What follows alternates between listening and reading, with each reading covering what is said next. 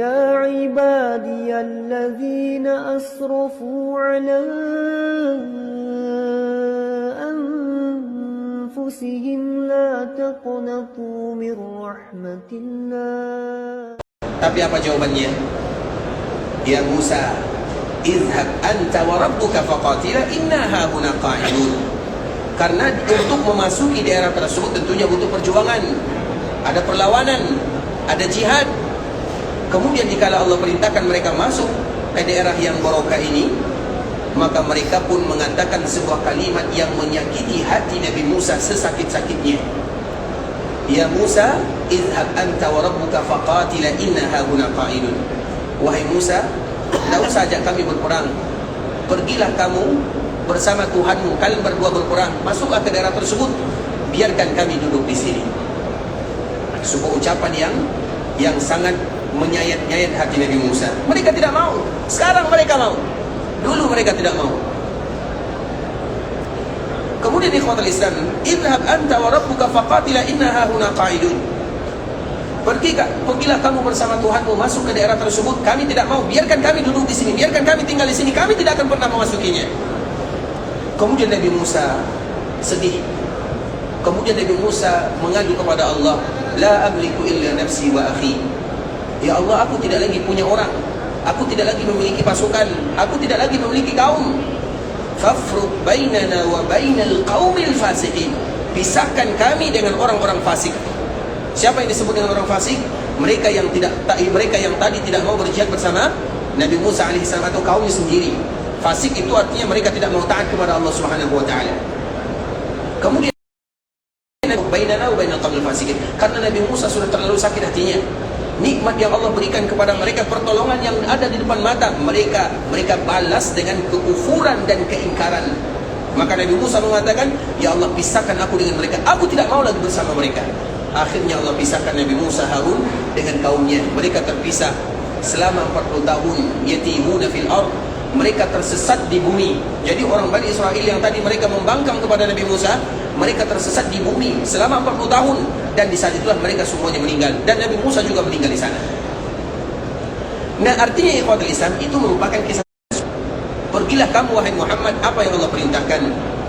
Fawallahi la naqulu kama qalat Banu Israil li Musa alaihi salam. Demi Allah, kami tidak akan pernah mengatakan sebagaimana yang dikatakan oleh Bani Israil kepada Nabi Musa, idhab anta wa rabbuka fadhhab anta wa rabbuka faqatila inna hahuna qa'idun. Pergilah kamu wahai Musa bersama Tuhanmu, pergilah kalian berdua berperang, kami tidak mau. Walakin nuqatil an yaminika wa an shimalika wa min baini yadayka wa min khalfik. Akan tetapi kami ya Rasulullah, ini kata Miqdad, kami akan berjuang, berperang, berjihad bersamamu. Kami akan ada di kananmu, kami akan ada di kirimu, kami akan ada di depanmu, kami akan ada di belakangmu. Kami tidak akan pernah membiarkan kamu sendirian. Itu adalah jawaban sahabat Nabi SAW. Kemudian waqama Sa'ad bin Mu'adz. Ada lagi salah seorang yang bernama Sa'ad bin Mu'adz. Dia pun berdiri, yang berasal dari Ansar, dan dia adalah suku kabilah daripada Al-Aus. Kemarin kita menyebut dari ikhwatul Islam bahwa Al-Ansar itu suku Al-Aus dengan suku Al-Khazraj.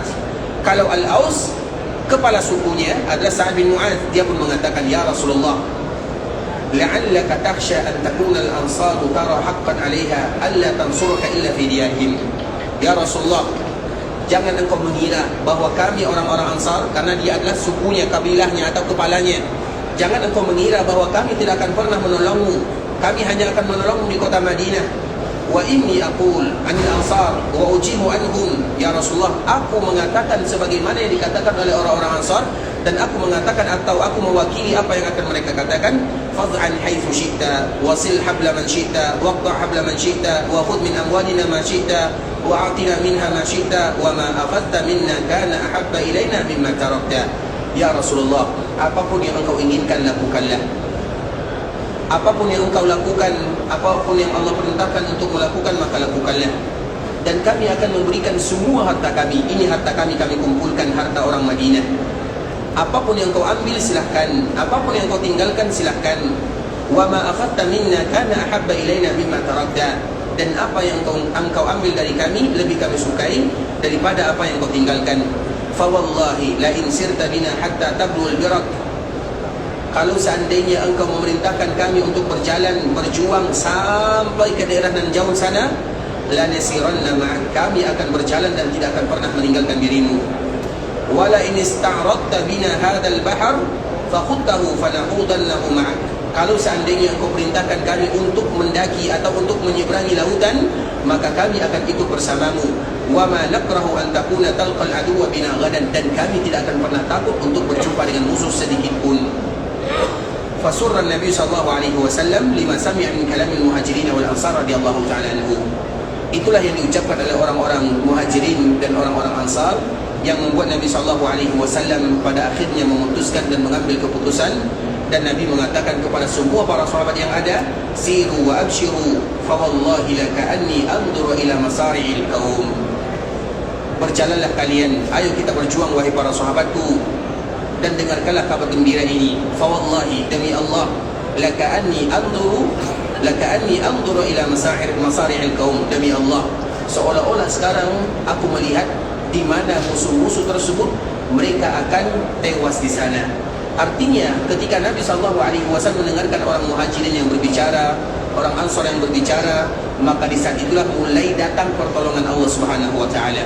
Di antara salah satu pertolongan Allah Subhanahu Wa Taala, bahwa Nabi memberitahukan kepada para sahabatnya bahwa fulan akan tewas di sini, fulan akan tewas di sini. Disebutkan ada 24 orang pemimpin Quraisy disebutkan oleh Nabi SAW akan tewas. Dan di mana Nabi menunjuknya betul-betul di sanalah mereka tewasnya. Artinya kalau Nabi memberitahukan perang belum terjadi, tapi Nabi sudah memberitahukan bahwa mereka akan tewas di sini, mereka akan terbunuh di sini, mereka akan mati di sini, sehingga para sahabat Nabi radhiyallahu taala anhum tentunya mereka bersemangat. Dan juga ikhwatul Islam, banyak sekali pertolongan yang Allah Subhanahu wa taala berikan kepada kaum muslimin. Di antaranya di kala pertemuan dua pasukan yang tidak seimbang, yang satu 1000, yang satu 300, dengan perlengkapan yang juga berbeda, maka apa yang terjadi? Kaum muslimin memandang kaum musyrikin itu hanya sedikit, pada jumlahnya banyak, tapi kaum muslimin semua mereka melihat, dikala melihat kaum musyrikin, mereka hanya melihat sedikit saja jumlahnya. Bahkan ada riwayat yang mengatakan ikhwatul Islam, sebahagian sahabat berbicara dengan sahabat yang lainnya, apakah kamu mengira apakah jumlah mereka lebih dari 70 orang? Padahal jumlah mereka 1000. Kenapa Allah Subhanahu wa taala melakukan yang demikian? Sehingga apabila sahabat mereka melihat jumlahnya hanya sedikit, mereka akan semangat untuk membunuhnya. Itu musuh Allah Subhanahu wa taala. Mereka semangat untuk berjuang. Nah, orang-orang musyrikun, mereka juga melihat jumlah kaum muslimin juga sedikit. Apa gunanya? Supaya mereka juga ingin membunuh kaum muslimin, atau supaya mereka tidak lari. Oh, ternyata jumlah kaum muslimin sedikit, mereka akhirnya tidak lari, dan mereka pada akhirnya betul-betul mati di sana sesuai dengan janji Nabi sallallahu alaihi wasallam. Itu adalah di antara pertolongan yang disebutkan atau yang diberikan oleh Allah Subhanahu wa taala. Dan juga Nabi sallallahu alaihi wasallam, dikala para sahabat sepakat bahwa mereka akan berjalan melawan orang-orang musyrikun, maka mereka mulai mengatur strategi, karena yang pertama kali sampai di Badar itu adalah Nabi sallallahu alaihi wasallam. Jadi Badar itu ikhwatul Islam dari kota Madinah jaraknya 150 kilo saja. Sedangkan dari Mekah itu jauh. Berarti kalau dari Madinah 150 kilo, berarti dari Mekah berapa? Mekah Madinah berapa jaraknya? Anggaplah 400-450. Kalau dari Madinah jarak Badar adalah 150, berarti jaraknya dari Mekah berapa? 300 kilo. Berarti kaum musyrikin mereka terlambat datangnya. Yang pertama kali datang ke Badar dan sampai di Badar adalah Nabi sallallahu alaihi wasallam. Ketika sampai di sana ikhwatul Islam, maka Nabi mulai mengatur strategi. Dan Nabi mengatakan kepada para sahabatnya, sekarang kita akan tunggu mereka di sini. Nabi SAW melihat mata air, kemudian Nabi menunggu pasukan di sana, artinya Nabi berkemah di sana. Kemudian ikhwatul Islam, ketika Nabi SAW mengatur strategi, mengatakan kepada para sahabatnya, kita akan berdiam di sini, kita akan tunggu orang-orang musyrikin di sini. Maka tiba-tiba, faqala lahul Hubab, ada salah seorang sahabat yang bernama Hubab bin Munzir.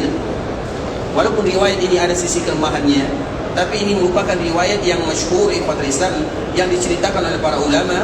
Ketika Nabi sampai di Badar, kemudian Nabi duduk dan memasang kemah di sana, datang Hubab bin Munzir. Maka Hubab ini mengatakan, ya Rasulullah, ara'aita hadzal manzil? Apakah engkau melihat bahwa kita akan menunggu mereka di sini, bahwa kita akan tinggal di sini, menetap di sini? Amanzilun anzalahu Allahu laisa lana an nataqaddam anhu aw nata'akhkhar? "Ya Rasulullah, apakah ini merupakan perintah Allah kepada dirimu bahwa kita harus menetap di sini, kita tidak boleh maju, kita tidak boleh mundur? Apakah Allah yang menentukan bahwa kita harus di sini?" Maka apa kata Nabi sallallahu alaihi wasallam, atau apa jawaban, atau apa kata Hubab? "Am huwa ar-ra'yu wal harb wal makidah?" Atau itu hanya sekedar strategi saja? Faqala Nabi sallallahu alaihi wasallam, "Bal huwa ar-ra'yu wal harb wal makidah." Akan tetapi itu hanya ide saya, kata Nabi sallallahu alaihi wasallam, dan itu hanya strategi saya saja. Kemudian maka Hubab ini mengatakan, "Ya Rasulullah, inna hadza laysa bimanzil." Sesungguhnya tempat ini bukan strategis, tidak bagus kita berada di sini. Kemudian famhad bina hatta na'ti adna ma'in minal qaum.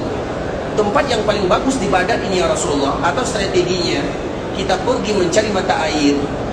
Kemudian nanti ketika kita mencari mata air, maka kita kosongkan semuanya. Kemudian semua mata air ini kita pindahkan kepada mata air kita. Artinya ketika kita yang pertama kali sampai di Badar, karena Badar itu banyak mata airnya, maka kita kosongkan semuanya. Kemudian yang kita isi adalah mata air kita saja. Nah, ketika mereka sampai, yang pertama mereka cari adalah air, minum.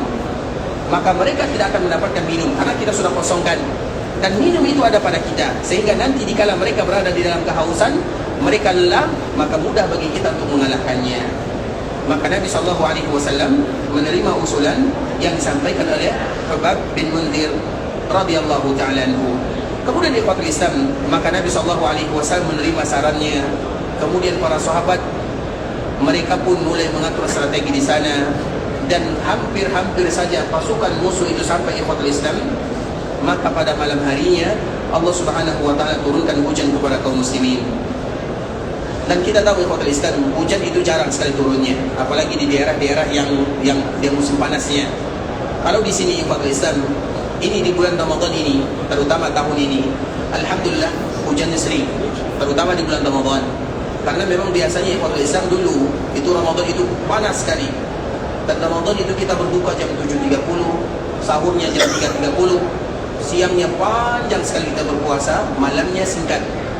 Tapi sekarang alhamdulillah sudah normal waktunya, sama dengan waktu kita.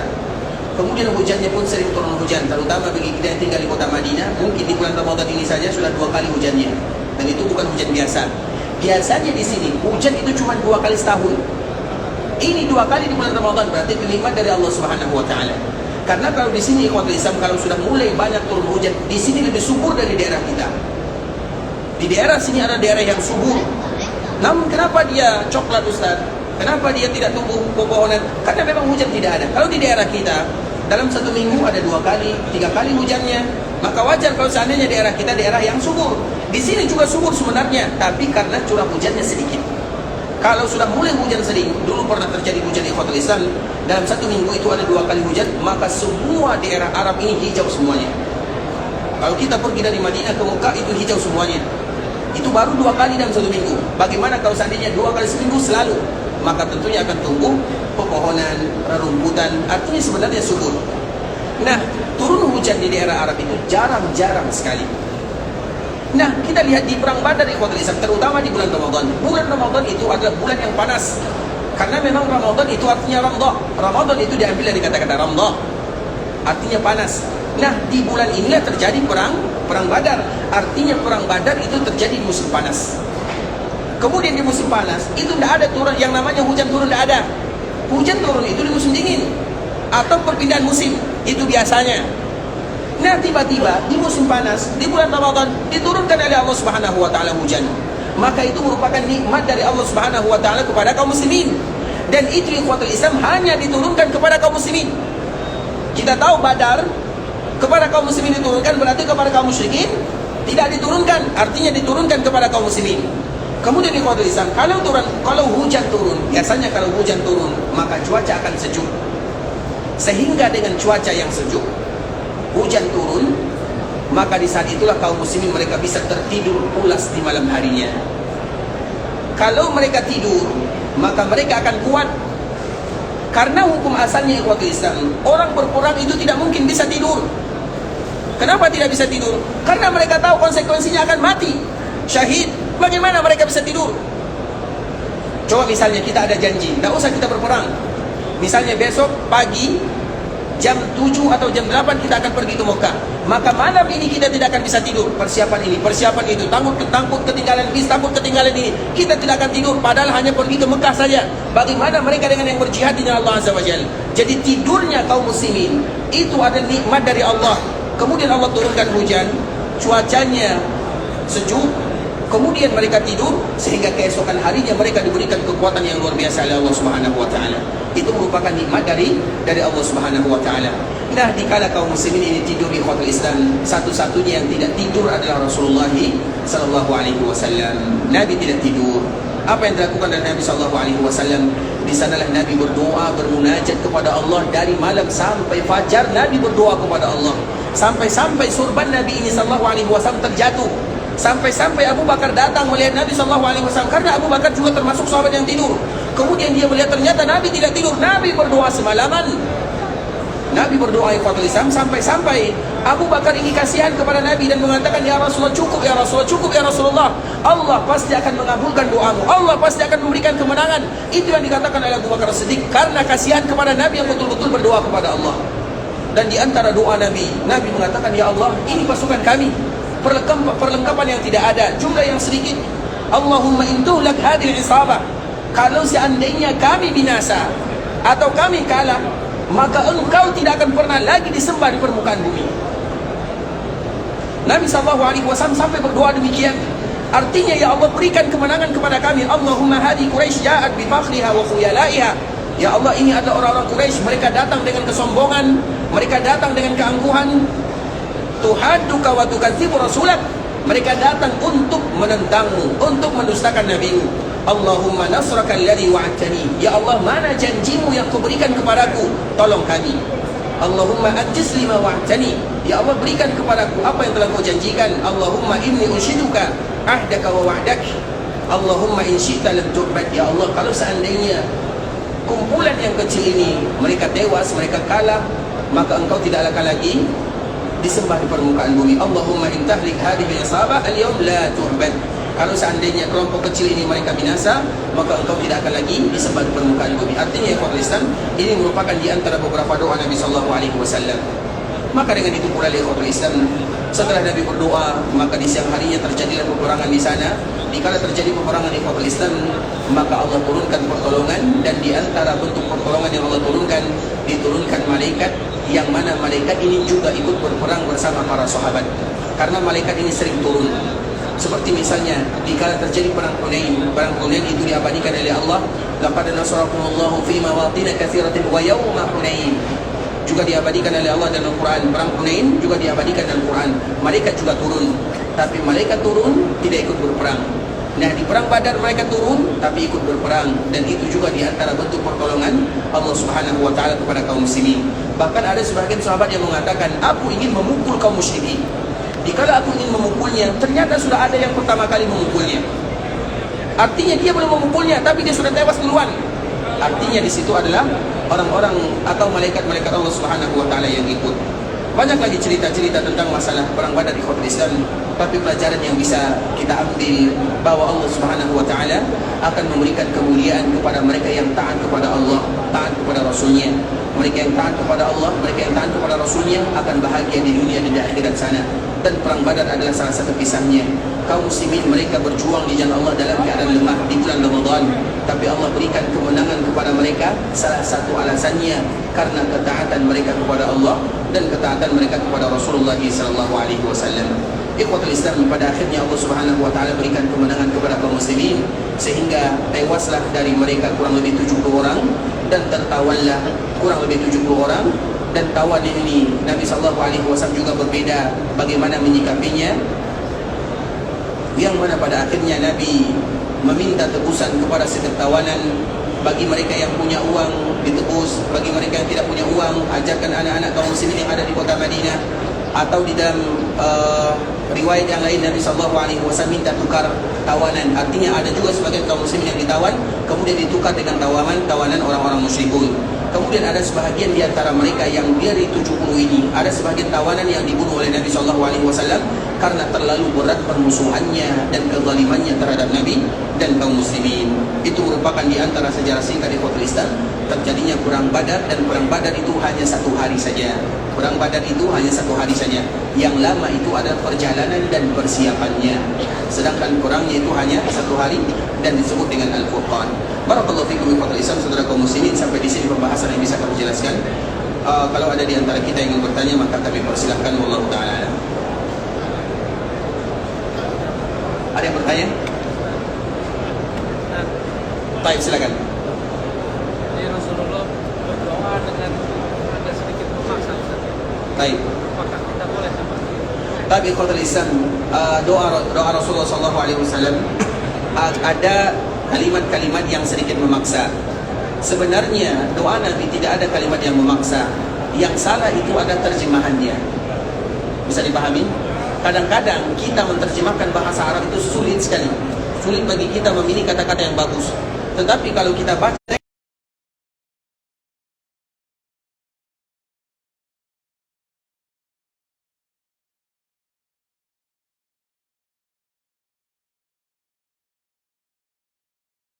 tidak bisa diterjemahkan. Banyak bahasa Arab yang sulit diterjemahkan, bahkan tidak bisa diterjemahkan. Kenapa demikian? Karena bahasa Arab itu adalah bahasa Arab yang luas. Satu kata, dalam satu kata bisa menjadi mekar 62 kata. Makanya orang yang paling banyak berhutang ke dalam bahasa Arab adalah 2. Yang paling banyak hutangnya ke dalam bahasa Arab 2. Yang pertama orang Indonesia, yang kedua orang Melayu. Percaya atau tidak? Orang Indonesia kita hutangnya kepada bahasa Arab itu lebih daripada 5.000 kata. Kalau orang Melayu 2 kali lipat. Karena bahasa Melayu banyak bahasa Arab. Bahasa Arab yang dipakai bahkan di sebagian daerah ikhwatul Islam, terutama di daerah-daerah yang ini tulisan bahasa Arab terkenal dengan bahasa Arab Melayu, masih tulisan Arabnya. Artinya kita banyak hutang. Bahasa Arab itu bahasa yang luas. Makanya sebagian ahli mengatakan bahasa Inggris yang masyhur itu hanya memiliki kosakata 600.000. Artinya kosakata yang mereka punya hanya 600.000. Bahasa Arab berapa kosakatanya? Kosakata bahasa Arab lebih daripada 12 juta. Nggak mungkin kita menerjemahkan semuanya. Artinya kita kurang. Bahasa Arab ini kosakatanya. Bahasa Inggris, kalau bahasa kita berapa jumlah kosakatanya? Ada yang tahu? Bahasa kita berapa jumlah kosakata yang kita miliki? Dan itu berat sekali ikhwatul. Artinya bahasa Arab atau doa-doa Nabi SAW banyak kadang-kadang yang sulit bagi kita menerjemahkan. Bukan hanya doa Nabi, tapi bahasa Arab itu sendiri. Karena dia memiliki jangkauan yang banyak sekali. Tidak bisa dibandingkan dengan bahasa apapun. Dan itu adalah bahasa yang paling mulia. Maka dengannya Allah pun menjadikan Al-Quran bahasa Arab. Dan di dalam riwayat yang lain, penduduk surga pun maka akan dengan menggunakan bahasa Arab. Sehingga orang yang tidak pandai bahasa Arab tidak masuk surga. Betul ya? Nah, tidak pandai bahasa Arab mana masuk surga. Jadi ada ikhwatul Islam, seorang nenek yang sudah tua. Dia bertanya kepada Nabi tentang surga. Kemudian diterangkan oleh Nabi bahwa di dalam surga itu tidak ada nenek-nenek. Nenek ini nangis, lari. Kemudian kenapa dia menangis? Karena tidak ada nenek-nenek dalam surga. Dia nenek, berarti dia mengira dia tidak masuk surga. Kemudian Nabi kami sampaikan kepada sahabat, sampaikan kepada dia bahwa tidak ada nenek-nenek dalam surga karena semuanya akan berubah menjadi pemuda. Begitu juga dengan kita, bahwa nanti kita di surga nanti, bahwa semua bahasa kita akan berubah menjadi bahasa Arab. Jadi jangan, yang tidak pandai bahasa Arab jangan jangan menangis ya. Artinya itu ikhwatul Islam, bahwa di dalam surga itu bahasa kita akan menjadi bahasa Arab. Itu yang pertama. Yang kedua, doa Nabi SAW ini adalah doa terakhir Nabi. Bukankah tadi kita menyebutkan Nabi berdoa dari kapan? Dari malam, semalaman Nabi berdoa. Semalaman Nabi SAW berdoa. Dan memang di antara salah satu doa kaum muslimin, ingat Nabi mengatakan, Ud'ullaha wa antum muqinuna bil ijabah. Berdoalah kalian kepada Allah dan kalian wajib yakin kalau doa kalian itu pasti dikabulkan. Nabi yakin kalau doanya dikabulkan oleh Allah Subhanahu wa taala. Karena memang itu pesan Nabi SAW. Sehingga di dalam doa Nabi SAW, ya Allah berikan ini kepadaku dan engkau telah menjanjikan. Dan yang ketiga, karena memang itu janji Allah Subhanahu wa taala. Bukankah yang mengizinkan Nabi berperang itu adalah Allah Azza wa Jalla? Kalau Allah mengatakan, seolah Allah mengatakan, kami izinkan kepada kalian berperang dan kami akan berikan kemenangan. Sehingga Nabi SAW mengatakan, Allahumma nasraka alladhi wa'adtani, ya Allah, pertolongan yang engkau janjikan kepada. Itu tidak ada kata paksaan di dalamnya. Jadi artinya itu merupakan tiga ini merupakan jawaban yang tadi, bahwa tidak ada paksaan yang ada di dalam doa-doa Nabi SAW. Insyaallah jelas Pak ya? Baik, barakallahu fiikum. Yang lain? Silakan. Kalau sembahyang sudah jenazah, kita masbuk, bagaimana menghabiskan? Baik, ikhwatul Islam. Pertanyaannya adalah, kalau seandainya kita sembahyang atau salat, kalimat yang bagus adalah salat ya. Kalau kita salat jenazah, maka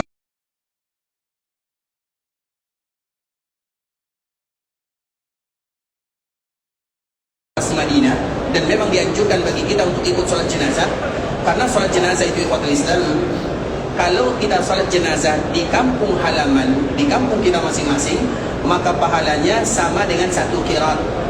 Orang yang salat jenazah di kampungnya sama dengan 1 qirat. Kalau salatnya di tanah haram, berarti berapa pahalanya?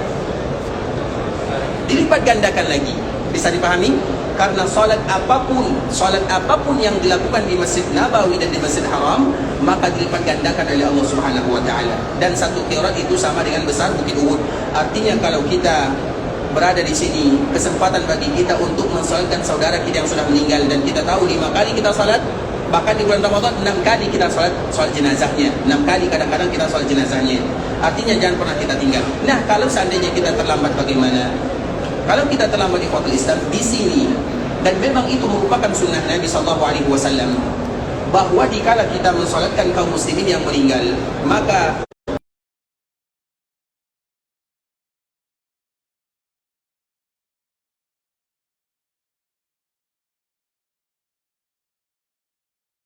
tujuh ini jarang dilakukan oleh kaum muslimin. Biasanya kita 4 takbir.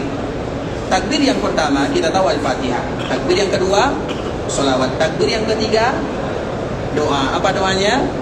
Ini selalu kita ucapkan ya. Apa doanya? Allahumma fir lahu, itu akhir-akhir doa, masih banyak awalnya.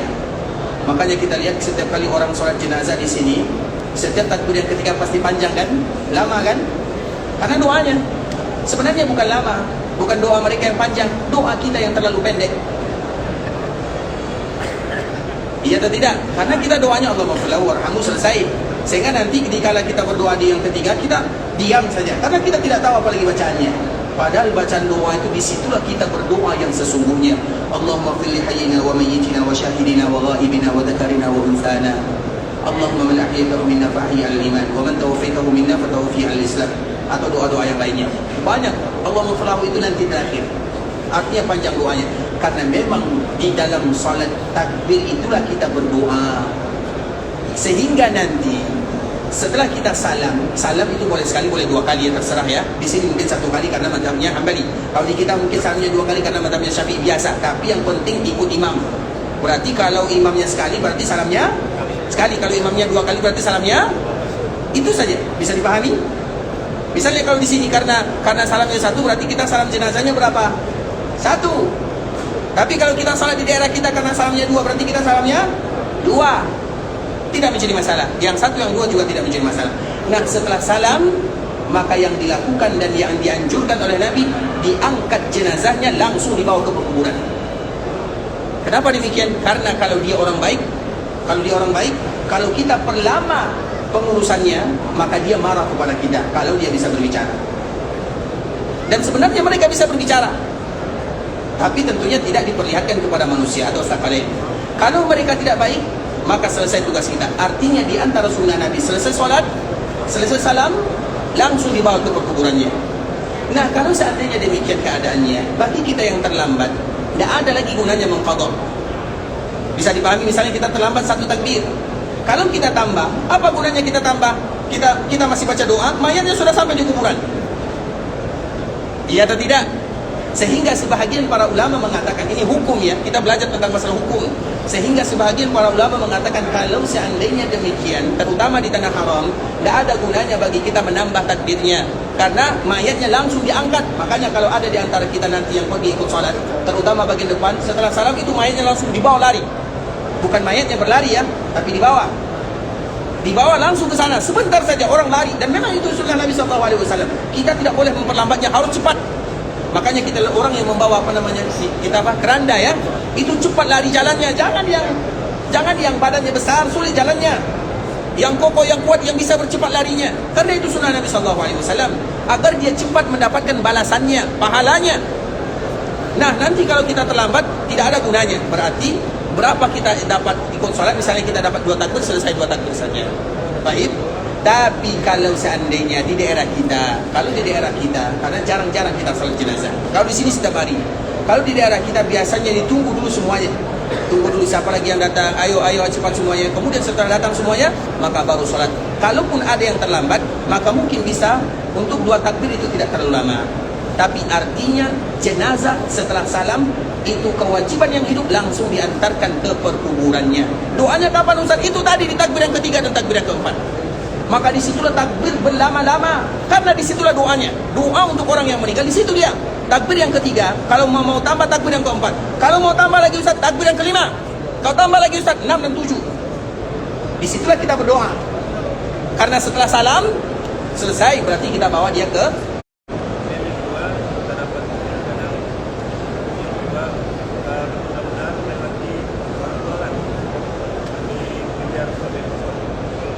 Baik, ikhwatul Islam, saudara kaum muslimin. Untuk pertanyaan yang pertama, masalah salat sunat qabliyah subuh.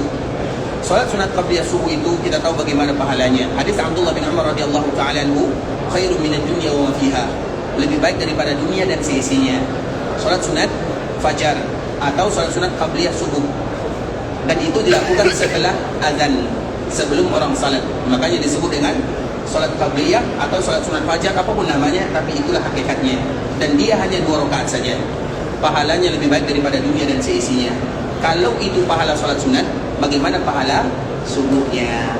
Sehingga di antara keistimewaannya, bagi ada di antara kita yang terbiasa melakukan salat sunat subuh, tiba-tiba dia terlambat karena ada udzur syar'i, sakit perutnya, atau ada halangan di jalan, ataupun yang lain, dia sudah terbiasa, maka boleh bagi dia mengqadha setelah salat subuh. Jadi apabila ada orang yang sholat sunat setelah subuh, berarti bisa jadi dia mengqadha sholat sunat fajar.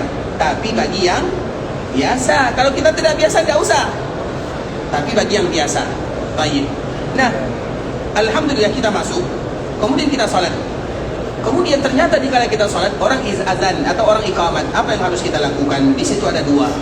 Apabila mungkin sholat sunat ini di penghujung, misalnya tinggal kita sudah rukuk misalnya, karena iqamat itu biasanya lama, bahasa Allahu Akbar lama kan, kita rukuk masih bisa dikejar, langsung kita duduk, sujud, kemudian langsung kita salam, maka sempurnakanlah dengan syarat jangan sampai ketinggalan takbiratul ihram. Tapi kalau seandainya kita baru di rakaat pertama dan muazzin iqamat, maka batalkan salat kita. Karena bagaimanapun kaedahnya harus kita dahulukan yang wajib daripada yang sunnah. Salat subuh adalah wajib. Berarti jangan kita salat, bukan hanya salat sunat fajar saja. Semua salat kita masuk masjid, kemudian muadzin mengumandangkan iqamat, batalkan salat kita kalau seandainya tidak lagi terkejar. Kalau seandainya tidak lagi bisa salam. Kenapa demikian? Karena yang wajib harus didahulukan daripada yang sunnah. Yang di sini jelas ya. Kemudian di ikhwatul Islam, untuk masalah yang lewat, bagaimana hukum orang lewat di depan orang salat? Hukum asal bahwa antara orang salat dengan yang lewat harus kerjasama. Kita tidak boleh menyalahkan orang yang lewat, sebagaimana pula kita juga tidak boleh menyalahkan orang yang salat. Apa maknanya?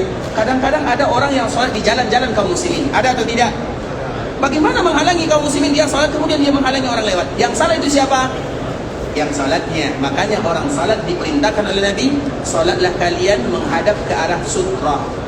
Sutra itu artinya pembatas. Misalnya sholat di belakang tiang, di belakang teman, di belakang kursi, atau kita kan punya bag nih, punya tas, diletakkan tas di depan, kemudian kita sholat dan jaraknya pas hanya di kala tempat sujud saja. Kita sholat di sini, jangan letakkan tas di sana, tapi pas tempat sujud saja. Berapa jarak tempat sujud kita? Sedikit. Tujuannya untuk agar orang tidak lewat. Kalau ingin lewat, lewat di belakang tasnya, bukan di depannya. Bisa dipahami? Itu bagi yang salat. Bagi yang lewat, ingat, apabila orang sudah sholatnya di sutra, jangan lewat di depannya, lewat di belakangnya. Itu adalah kerjasama. Tapi sebahagian para ulama, mereka mengkecualikan di tanah haram Makkah Madinah. Walaupun kami lebih kuat kepada condong bahawa hukum asalnya semuanya sama. Mau di Mekah, mau di Madinah, kita salat tetap pakai sutra, kita lewat tetap di belakang orang salat. Kecuali kalau seandainya darurat. Dan kita tahu di Mekah, Madinah, terutama di 10 malam terakhir Ramadan, kita ingin salat, tempat tidak ada, tempat lewat cuma di tempat kita. Dan yang lewat ini bisa jadi orang tua. Dan dia sakit perutnya. Kalau tidak lewat bahaya. Musibah bagi kita bersama. Sehingga kita harus biarkan lewat. Artinya ikhwatul Islam, disitulah kita lihat situasi dan kondisi. Dan kita tahu hukum fikih ikhwatul Islam itu berputar lihat situasi dan kondisinya lebih banyak. Artinya kita tidak bisa, memang hukum asalnya ini dia, tapi kadang-kadang ada hukum-hukum yang keluar dari hukum asal. Dilihat situasi dan kondisi. Nah, kalau seandainya kita lewat, kita juga harus pintar-pintar di dalam masalah. Kalau kita seandainya lewat atau sholat misalnya ini sutra kita, dan kita sholat di sini. Kemudian ada orang yang ingin lewat di depan kita, tidak ada jalan yang lain. Maka caranya kita maju ke depan. Orang yang sholat boleh tidak bergerak, boleh tidak melangkah, boleh kalau seandainya itu demi kemaslahatan sholat itu sendiri. Kalau kita maju ke depan, sehingga orang lain tidak jadi lewat di depan kita, akhirnya mereka lewat di belakang. Bisa dipahami? Itu salah satu solusinya. Jelas ya? Baik, barakallahu fikum. Silakan. Satu lagi ya.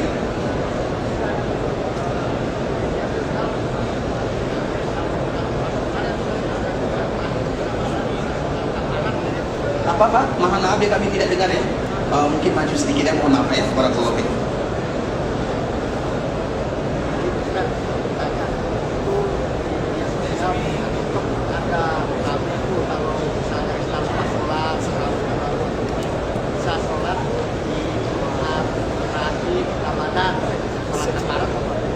Sholat apa namanya? Taparan. Saya tidak tahu ya. Taib, barakallahu fikum. Pertanyaannya, kalau ada di antara orang yang lupa salat, kemudian dia harus menggantinya, maka di antara cara menggantinya adalah di akhir Jumat Ramadan ya. Baik, ya, itu pertanyaannya. Kami baru dengar ya, Masya Allah, kami juga baru dengar. Jadi kalau ingin bertanya, sebenarnya ini tanya di TikTok ya. Jadi kami tidak tahu, karena ini yang bikin masalah ya. Dan seperti ini tidak ada ikhwatul Islam. Karena Nabi mengatakan, apabila ada di antara kalian yang ketinggalan salat karena lupa, karena tertidur, maka gantilah langsung dikala dia ingat. Tak boleh diundur dulu di hari Jumat di Ramadan. Kenapa harus di hari Ramadan di hari Jumat?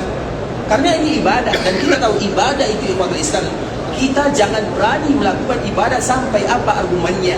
Apakah Nabi menganjurkan, atau ada alasannya, atau ada argumennya, itu dalam masalah ibadah. Apapun ibadah, misalnya buat ini seperti ini, baca ini seperti ini. Kalau di malam Jumat terakhir Ramadan baca doa ini 1000 kali, maka kamu sama beribadah 100 tahun misalnya. Sebenarnya kita mau melakukannya, tak menjadi masalah kita melakukannya. Tapi siapa yang memerintahkannya? Kan itu pertanyaannya. Kita tidak mau diperintah kecuali oleh Allah dan oleh Rasulullah SAW dalam masalah ibadah. Kita hanya tunduk kepada Allah dan Rasulnya dalam masalah ibadah. Ini fulan yang mengatakan, ini fulan yang mengatakan, mudah bagi kita. Mana alasannya, mana dalilnya? Kalau dia sebutkan dalil, kita lakukan. Kalau tak ada dalil, kita tinggalkan. Mudah saja dalam beribadah. Nah, begitu juga Nabi mengatakan, barang siapa yang tinggal solatnya karena lupa, atau karena tidur, atau karena alasan yang lain syar'i, maka kapan dia harus mengganti? Ganti dikala dia ingat, ganti langsung dikala dia bangun. Tak boleh diundur. Kalau yang tinggal solatnya karena lupa atau karena tertidur. Tapi apabila ada orang yang meninggalkan salat karena sengaja, maka tidak ada qadha baginya. Yang ada baginya adalah bertaubat kepada Allah Subhanahu wa taala. Itu beda hukumnya. Artinya apa? Karena salat itu bagi yang meninggalkan itu bahaya. Tidak ada kaum muslimin yang meninggalkan salat. Karena kalau meninggalkan salat bukan muslim lagi namanya. Nabi mengatakan demikian. Perbedaan antara kita dengan yang muslim dengan yang bukan adalah salat. Kalau mereka sudah meninggalkan, berarti sudah keluar dari garis keislaman. Nah, kalau dia ingin kembali, bertobat kepada Allah dan mengatakan, ya Allah, aku adalah hamba yang berdosa, aku tinggalkan salat, aku minta ampun dan aku bertobat kepadamu. Dan kemudian dia kembali kepada Allah Subhanahu wa taala. Insyaallah jelas Pak ya. Barakallahu fikum ikhwatul Islam, saudara kaum muslimin, para tetamu Allah rahimani wa rahimakumullah. Sampai di sini pembahasan yang bisa kami jelaskan. Yang benar dari Allah Subhanahu wa taala, yang salah dari diri kami pribadi karena kurangnya ilmu kami, karena kebodohan dan karena kejahilan kami mohon dimaafkan kalau ada kata-kata yang salah, kalimat-kalimat yang kurang tepat, dan semoga Allah Subhanahu wa taala memudahkan kita untuk bisa menyempurnakan Ramadan, dan agar kita semua bisa mendapatkan Lailatul Qadar, dan agar kita dipanjangkan umurnya, agar kita masih bisa berjumpa dengan Ramadan beberapa tahun-tahun yang akan datang, dan agar kita diberikan kesehatan, keberkahan, kemampuan oleh Allah Subhanahu wa taala untuk selalu beribadah dan istiqamah, dan semoga kita semuanya diberikan hadiah husnul khatimah. Kita tutup dengan doa kafaratul majlis. Subhanakallahumma bihamdika asyhadu an la ilaha illa anta astaghfiruka wa atubu ilaik. Wa sallallahu wa sallim ala nabiyyina wa habibina wa khalilina wa sayyidina Muhammadin wa ala alihi wa sahbihi wa sallam tasliman katsira. Assalamualaikum warahmatullahi wabarakatuh.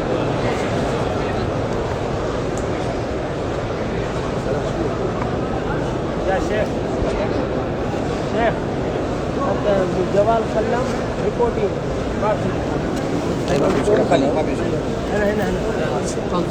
Console माफी रिकॉर्ड هذا ريكورد. طيب ada kalimat. انتهى. Baik. Dia ada kontrolnya, mic-nya rusak, gangguan katanya. Di sebelah sini ke kemana ya?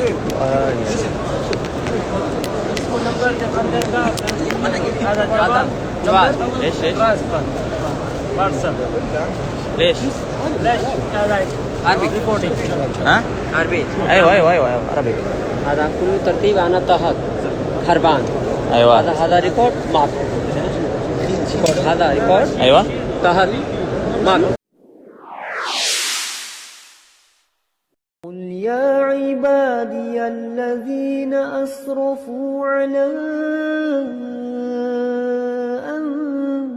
أنفسهم لا تقنطوا من رحمة الله